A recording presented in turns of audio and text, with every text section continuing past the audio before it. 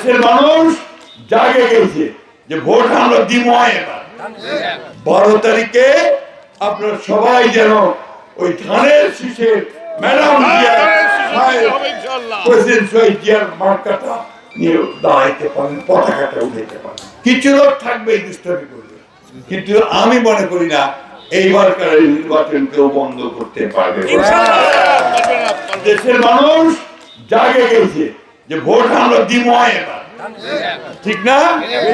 এইবার ভোট দিব আমরা, সেটা সবাই কেউ ঠেকাতে পারবে না ইনশাআল্লাহ। বন্ধুগণ, আমাদের ইয়াং ছেলেরা আছে, 18 বছর বয়স হয়ে গেছে, তারও আছে, তার আগে ভোট দিতে পারেনি। এইবার ওরা ফোন করছে যে ভোট আমরা দিব। আপনারা পাহারা রাখবেন যেন ভোটের সেন্টারে কেউ গোলমাল না করে। পাহারা রাখবেন যেন আমাদের হিন্দু, মুসলমান, বৌদ্ধ, খ্রিস্টান সব ভাইরাই যেন ভোট দিতে পারে। একটা দুষ্টামি করার মানুষের খারাপ বুদ্ধি আসি বাবা, এগুলো যেন কেউ করতে না পারে। সোজা ভোট দিবে, আপনার সরকারে উঠে চলে যাবেন আপনাদের কেন্দ্রে ইনশাআল্লাহ।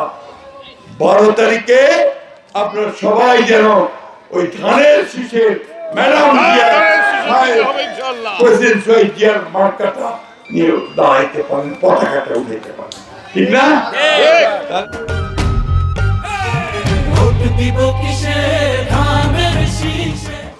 ওরা আমাকে একটা নামটা বলো, তোমার নামটা বলো তো, নামটা বলো,